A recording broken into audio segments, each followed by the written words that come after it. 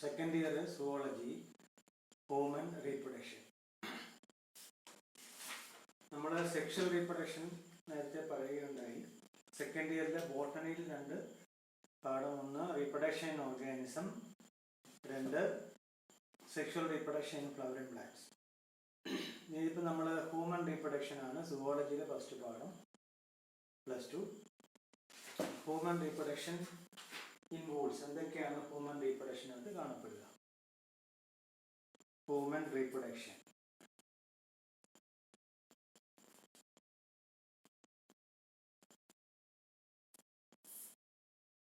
അപ്പോൾ human reproduction നമുക്കറിയാം, sexual reproduction ആണ്. ഹ്യൂമൻസ് യൂണിസെക്ഷൽ ആണ്, മെയിലും ഫീമെയിലും സെപ്പറേറ്റ് ഉണ്ടാവും. അപ്പോൾ ഹ്യൂമൻസിൽ റീപ്രൊഡക്ഷനകത്ത് ചില ഈവൻസ് ഉണ്ട്, അതെന്താണെന്ന് നോക്കാം. First reproductive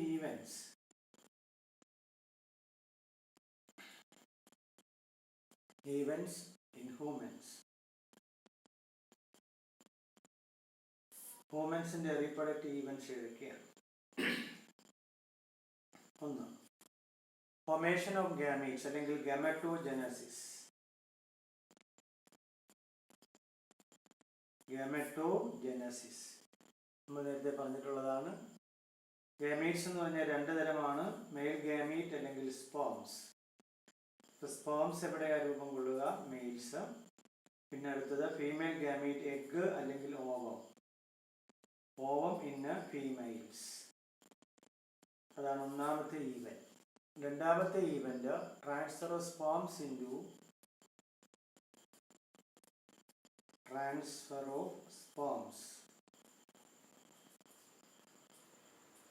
into the female genital tract.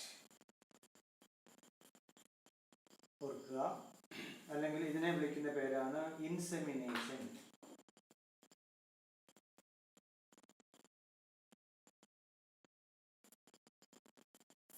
അപ്പൊ രണ്ടാമത്തെ ഈവന്റ് ഏതാണ്? ഇൻസെമിനേഷൻ ആണ്. ഒന്നാമത്തെ നമ്മൾ പറഞ്ഞു ഗമറ്റോജനസിസ്. അപ്പൊ എന്താണ് ഇൻസെമിനേഷൻ? മെയിലിലെ സ്പേംസ് ഉണ്ടായിക്കഴിഞ്ഞാൽ അത് ഫീമെയിൽ ട്രാക്റ്റിലേക്ക്, റീപ്രൊഡക്റ്റീവ് ട്രാക്റ്റിലേക്ക് എത്തണം. അതിനെയാണ് ഇൻസെമിനേഷൻ എന്ന് പറയുക. Transfer of sperms into the female genital tract. ഇനി മൂന്നാമത്തെ പോയിന്റ്, അങ്ങനെ വന്നു കഴിഞ്ഞാൽ പിന്നെ അടുത്ത സ്റ്റെപ്പ് എന്താണ്? അതാണ് മൂന്നാമത്തെ പോയിന്റ്, അതാണ് ഫ്യൂഷൻ. ഫ്യൂഷനെയാണ് നമ്മൾ എന്താ വിളിക്കുക?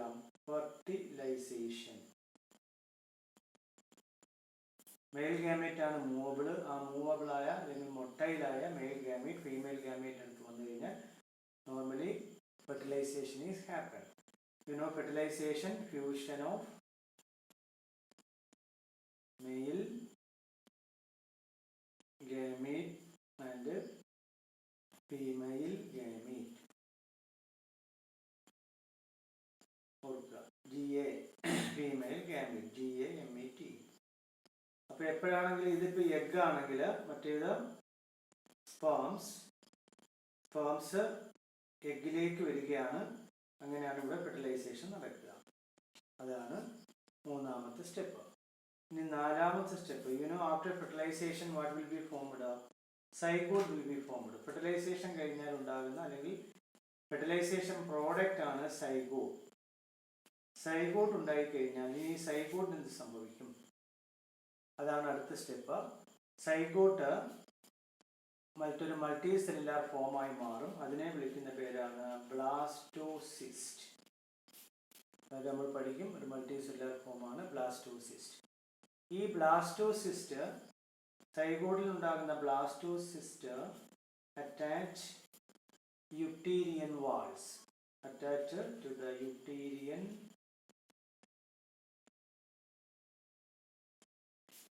ഇപ്പൊ യൂട്രസ് എന്ന ഒരു സാക്കുണ്ട്, സഞ്ചിയുണ്ട്. അതിന്റെ വാളിൽ ഈ ബ്ലാസ്റ്റോസിസ്റ്റ് പറ്റിപ്പിടിക്കും. That process called implantation. ഓർക്കുക, നാലാമത്തെ സ്റ്റെപ്പ് ഏതാണ്? ഇംപ്ലാന്റേഷൻ ആണ്. അങ്ങനെ ബ്ലാസ്റ്റോസിസ്റ്റ്, അത് എംബ്രിയോ എന്ന് വേണേൽ പറയാം, അത് പറ്റിപ്പിടിക്കുന്നു, അത് വളരുന്നു.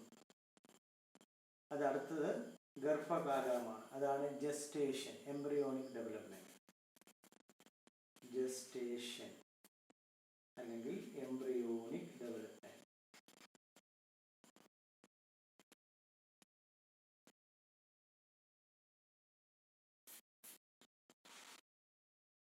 അപ്പം 270 ദിവസം മുതൽ 280 ദിവസം വരെയാണ് ജസ്റ്റേഷൻ ഹ്യൂമൻ പീരീഡ്. അപ്പം ആ ജസ്റ്റേഷൻ അല്ലെങ്കിൽ ഗർഭകാലം കഴിഞ്ഞു കഴിഞ്ഞാൽ അത് ഫീറ്റസ് അല്ലെങ്കിൽ ഗർഭസ്ഥ ശിശുവായി മാറും. യൂട്രസ് എന്ന സഞ്ചിക്കുള്ളിലാണ് വളരുക. അതനുസരിച്ച് യൂട്രസ് ഇങ്ങനെ വികസിച്ചുകൊണ്ടേയിരിക്കും. ഇനി after the growth of foetus പൂർണ്ണ വളർച്ച പ്രാപിച്ചു കഴിഞ്ഞാൽ അതാണ് അടുത്ത സ്റ്റെപ്പ്, ലാസ്റ്റ് 6ാമത്തെ സ്റ്റെപ്പ്. അത് ഡെലിവറി ഓഫ് ദ ബേബിയാണ്. അതിനെയാണ് പാർച്യൂറേഷൻ എന്ന് വിളിക്കുക.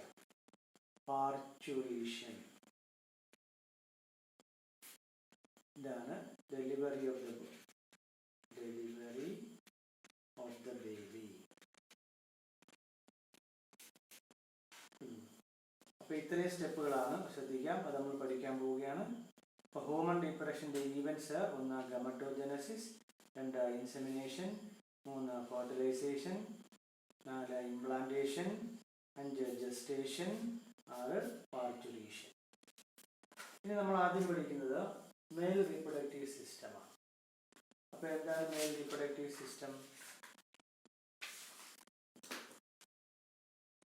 മെയിൽ റീപ്രൊഡക്റ്റീവ് സിസ്റ്റം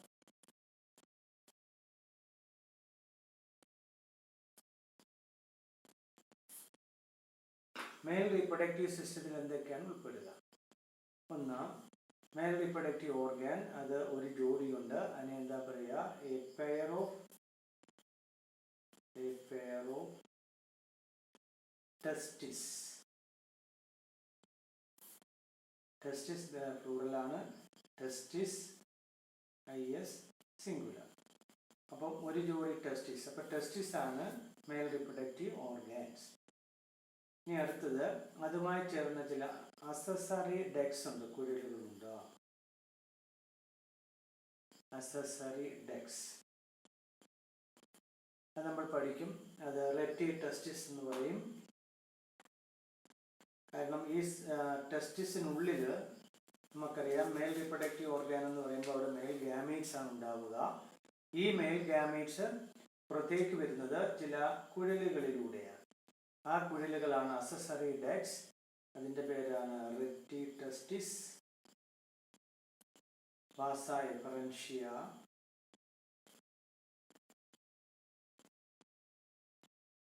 എപ്പിഡിഡിമിസ്,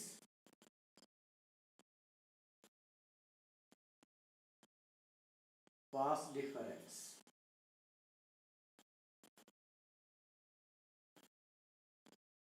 ഇതാണ് അസസറി ഡെക്ട്. ഇതിലൂടെയാണ് സ്പേംസ് പുറത്തേക്ക് അല്ലെങ്കിൽ മറ്റേ ട്രാക്റ്റിലേക്ക് വരിക. ഇനി 3ാമത്തെ സ്ട്രക്ചറാണ് അസസറി ഗ്ലാൻഡ്സ്.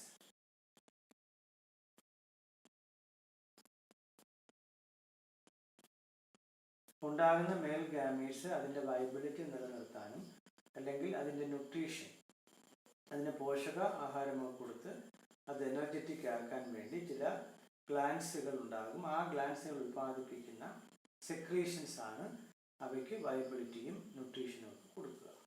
അതാണ് അസസറി ഗ്ലാൻഡ്സ്. അത് അസസറി ഗ്ലാൻഡ്സ് 3 ടൈപ്പ് ഉണ്ട്. 1 a pair of seminal vesicles. ഒരു ജോഡി സെമിനൽ വെസിക്കിൾ ഉണ്ട്. പിന്നെ എ പ്രോസ്ട്രേറ്റ് ഗ്ലാൻഡ്. ഒരു പ്രോസ്ട്രേറ്റ് ഗ്ലാൻഡ് ഉണ്ട്. പിന്നെ a pair of bulbo urethral glands.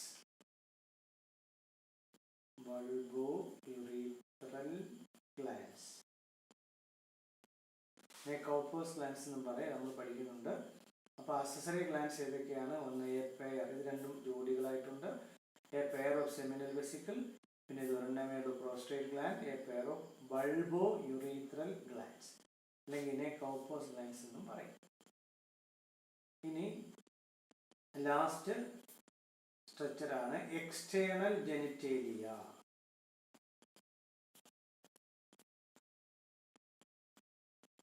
നമ്മൾ ബാഹ്യമായി കാണുന്നതാണ്, അല്ലെങ്കിൽ അതിൻ്റെ മറ്റൊരു പേരാണ് പെനിസ്.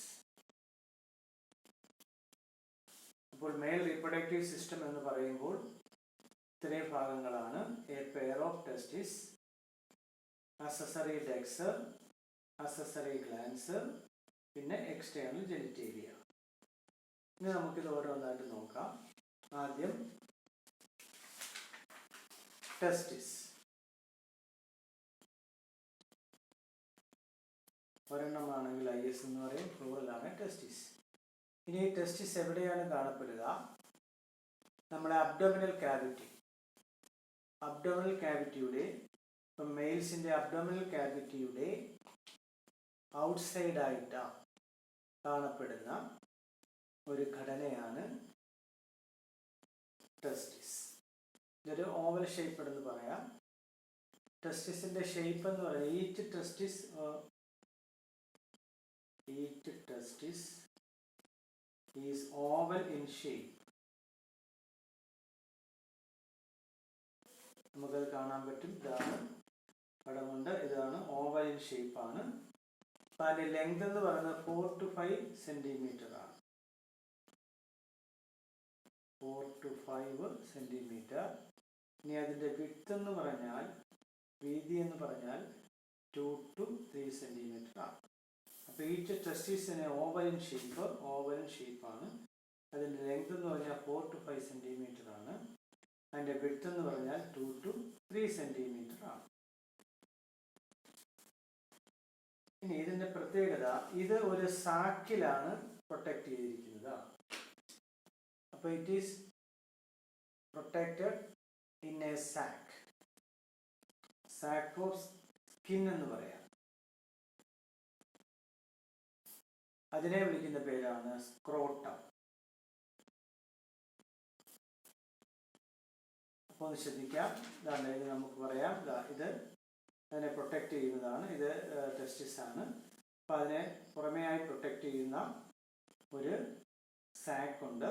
ആ സാക്കിനെ വിളിക്കുന്ന പേരാണ്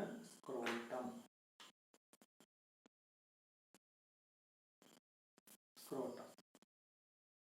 ഇനി ഈ സ്ക്രോട്ടത്തിൻ്റെ ഫങ്ഷൻ എന്താണ്? അത് വളരെ ഇമ്പോർട്ടൻ്റ് ആണ്. Scrotum helps in maintaining the low temperature of the testis. അപ്പം നമ്മൾ പറഞ്ഞു ഇത് ടെസ്റ്റിസ് ആണ്, ഇതിനകത്ത് മെയിൽ ഗാമീറ്റ്സ് ആണ് രൂപം കൊള്ളുക. പക്ഷേ ഇവിടെ മെയിൽ ഗാമീറ്റ്സ് രൂപം കൊള്ളണമെങ്കിൽ നമ്മുടെ ബോഡി ടെമ്പറേച്ചർ എന്ന് പറഞ്ഞാൽ 36.7 ഡിഗ്രി സെൻറ്റിഗ്രേഡ് ആണ്, 37. പക്ഷേ ഈ ടെമ്പറേച്ചർ ആണ് എങ്കിൽ സ്പേമിന് പ്രൊഡക്ഷൻ സ്വീകാര്യമാവുകയില്ല. അപ്പോൾ ഇതിൽ നിന്നും ഏകദേശം 2 അല്ലെങ്കിൽ 2.5 ഡിഗ്രി സെൻറ്റിഗ്രേഡ് കുറവായിരിക്കണം. 36.7 ഡിഗ്രി സെൻറ്റിഗ്രേഡിൽ നിന്നും 2 അല്ലെങ്കിൽ 2.5 ഡിഗ്രി സെൻറ്റിഗ്രേഡ് കുറവായെങ്കിൽ മാത്രമേ സ്പേം അല്ലെങ്കിൽ സ്പേമിൻ്റെ പ്രൊഡക്ഷൻ നടക്കുകയുള്ളൂ. അപ്പോൾ ആ ടെമ്പറേച്ചർ, ഇതിൽ നിന്നും 2-2.5 ഡിഗ്രി സെൻറ്റിഗ്രേഡ് കുറവുള്ള ടെമ്പറേച്ചർ മെയിൻറ്റെയിൻ ചെയ്യുന്നത് ഈ സ്ക്രോട്ടമാണ്. അപ്പോൾ what is the role of scrotum? വളരെ ഇമ്പോർട്ടൻ്റ് ആണ്. Scrotum helps in maintaining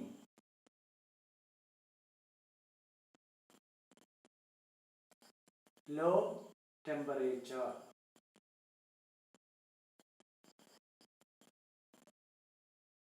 of the testis.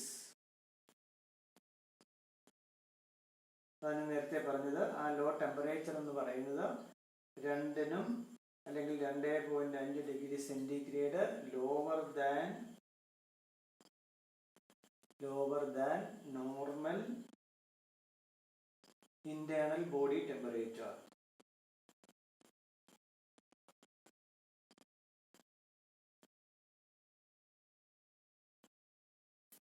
Important ആണ്. നമ്മുടെ നോർമൽ ഇന്റേണൽ ബോഡി ടെമ്പറേച്ചർ എന്ന് പറഞ്ഞാൽ 36.7 ഡിഗ്രി സെൻറ്റിഗ്രേഡ് ആണ്. ആ ടെമ്പറേച്ചറിൽ സ്പേമിൻ്റെ പ്രൊഡക്ഷൻ ഉണ്ടാകത്തില്ല. അപ്പം scrotum helps in maintaining low temperature of the testis. എന്തിനു വേണ്ടിയുള്ളതാണ്? നെസസറി ഫോർ അല്ലെങ്കിൽ നെസസറി ഓഫ് ഏതാണ് സ്പെർമറ്റോജനസിസ് അല്ലെങ്കിൽ sperm production.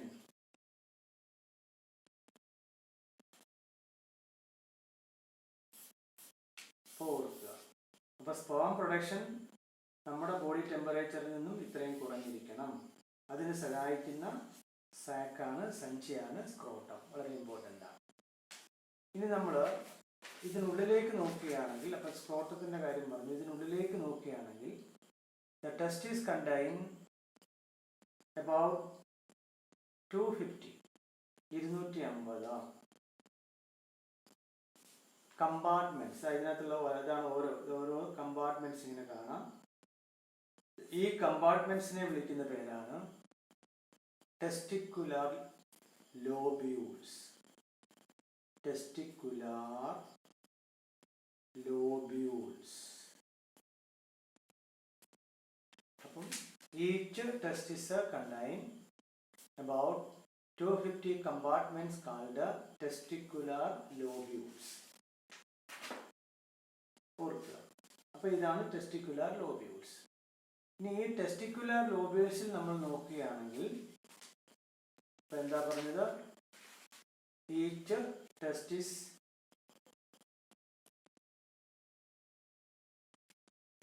has about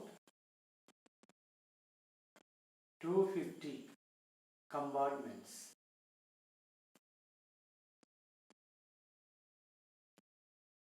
Called the testicular lobules.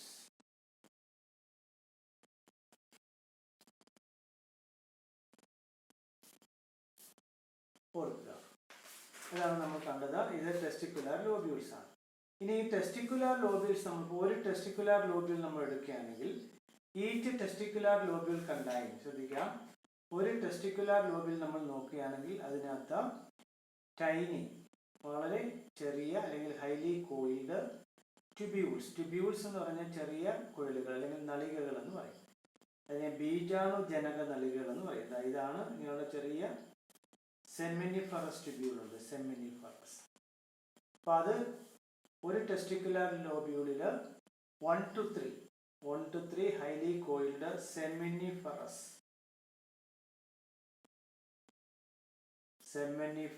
Tubules. Seminiferous ട്യൂബ്യൂളിനകത്താണ് സ്പേംസ് ഉണ്ടാവുക. അതുകൊണ്ട് തന്നെ ബീജാണുജനക നളികകൾ, ട്യൂബ്യൂൾസ് എന്ന് വെച്ചാൽ ചെറിയ കുഴലുകൾ, നളികകൾ എന്ന് പറയും. അതാണ് ഇതിനകത്ത് കാണുക. 1 to 3 സെമിനിഫറസ് ട്യൂബ്യൂൾസ്. ഓർക്കുക. അപ്പൊ ഈച്ച് ടെസ്റ്റിക്കുലാർ ലോബ്യൂൾ, ഓരോ ടെസ്റ്റിക്കുലാർ ലോബ്യൂളിലും ഓർക്കണം, each testicular lobule contains 1 to 3 highly coiled, വളരെയധികം ചുരുണ്ടിരിക്കുന്ന highly coiled seminiferous tubules.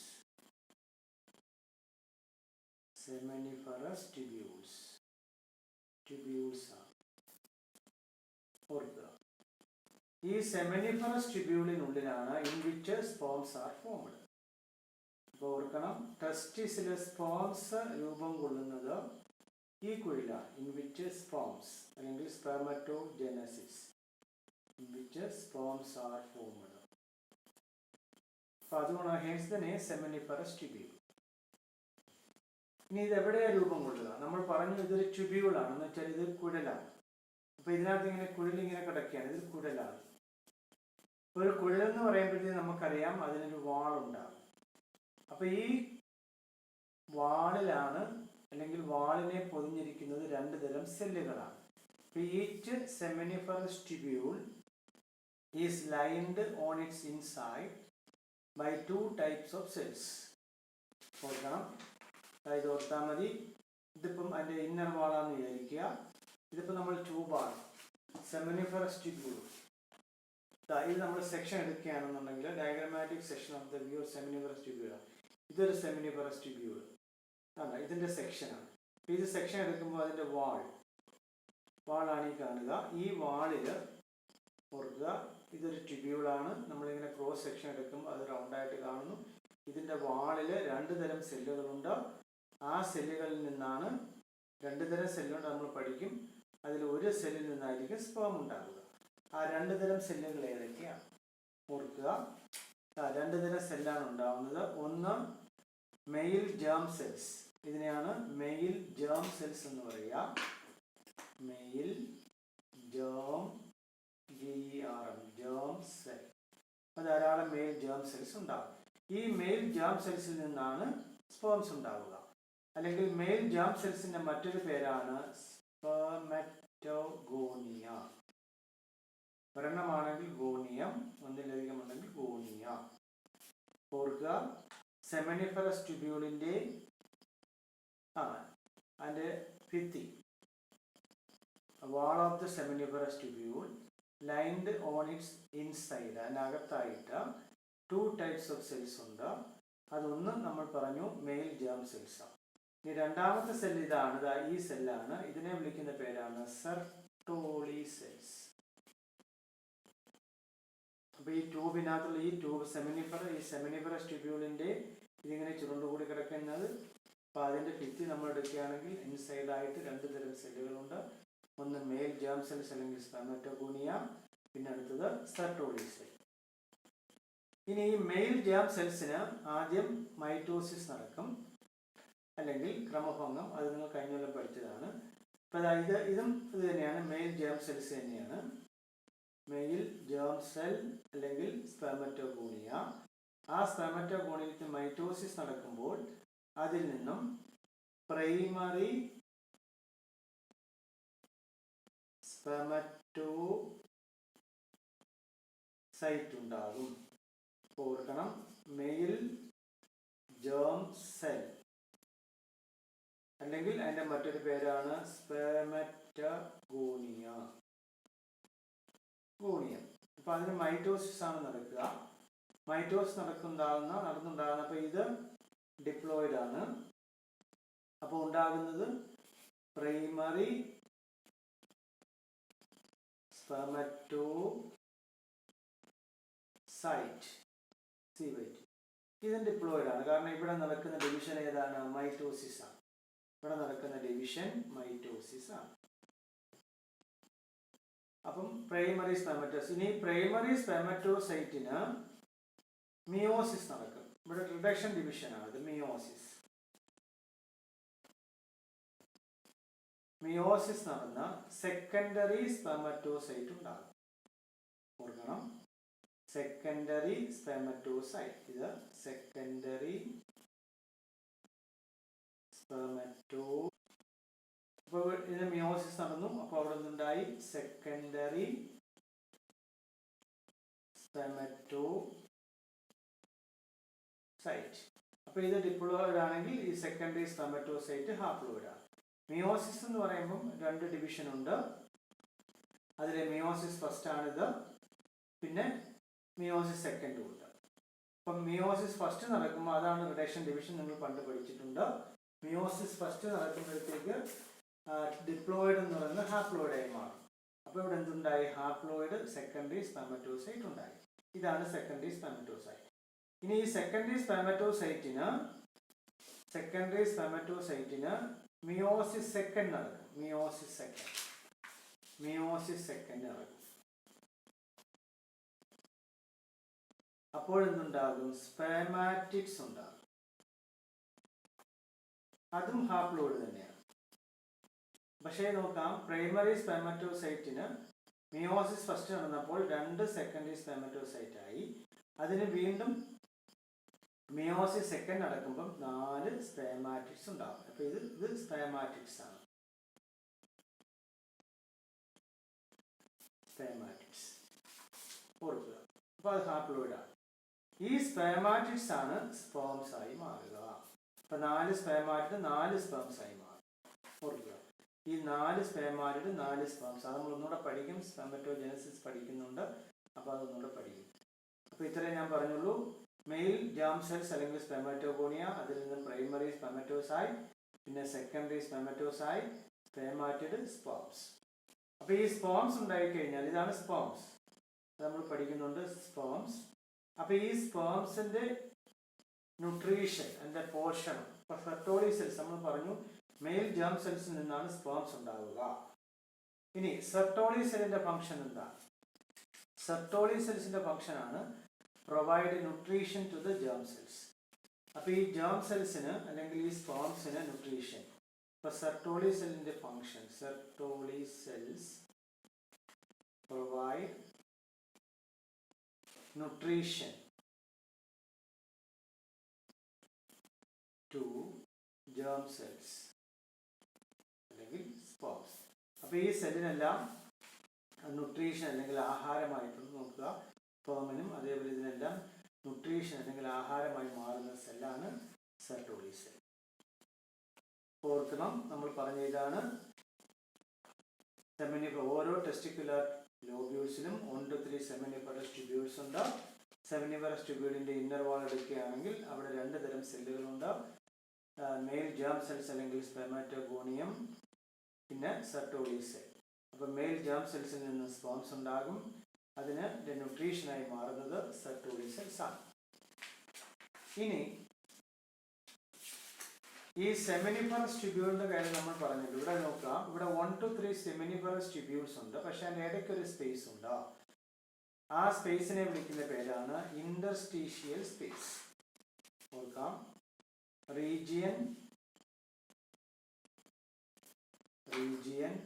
outside the seminiferous tubule, outside the seminiferous tubules. അപ്പോൾ അതിനെ പറയുന്ന പേരാണ് called interstitial spaces. ഓർക്കണം, ഇപ്പോൾ നമ്മൾ പറഞ്ഞു ഇത് ടെസ്റ്റിക്കുലർ ലോബ്യൂളാണ്. അതിനകത്ത് 1 to 3 സെമിനിഫറസ് ട്യൂബ്യൂൾസ് ഉണ്ട്.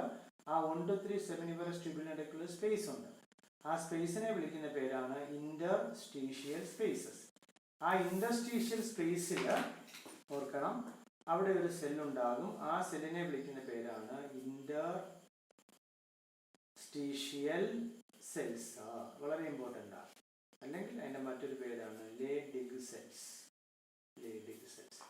ഇതിൻ്റെ ഇമ്പോർട്ടൻസ് എന്ന് വെച്ചാൽ because they secrete testicular hormone,